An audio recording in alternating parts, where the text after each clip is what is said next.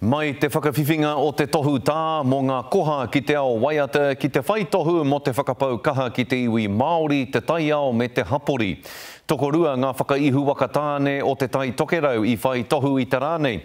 Hei tā te rangahaua Irena Smith ko tētahi kua roa e whawhai ana mō ngā tika ki te wai Māori ko tērā atu kua roa e tohe ana ki te whakahahaki i ngā whakaaro o te hārakerake ki ngā take a ngā ika āwhiro.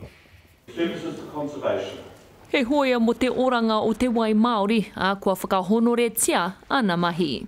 I feel proud today for me, myself, of course, my hapu, and for all the others up and down the Wairua and Mangakāia rivers, because I'm not the only one there.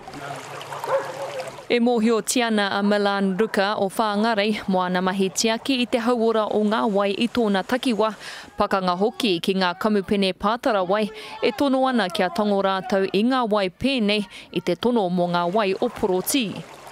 New Zealand was renowned for clean and pure waters, but of course that's not so now, and it's just important for myself and many other, all New Zealanders, we want to return it back to how it was, sustainable, clean water that our whānau, our mokopuna can all swim in.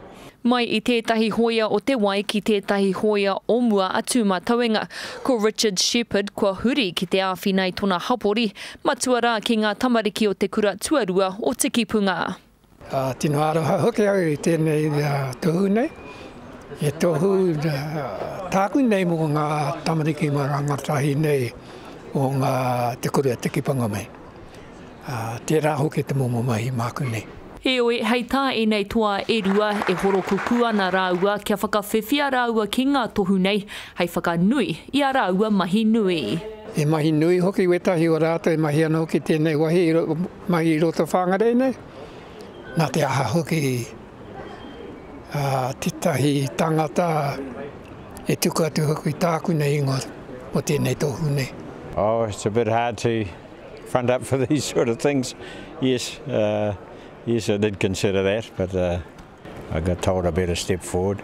But of course, it's on behalf of a lot of other people too. A peti atu ki a rāua i whakawhiwhia hoki te tāhuhuranga pū o mua o te puni kōkiri, a Leith Kauma ki tētahi tohu hapori mō ngā mahi o te motu. Mā te aha i te tohu hei whakarangatira i ngā mahi kua oti nei i a rātou, mō rātou whānau, hapori anō hoki. Irena Smith, Te Karere.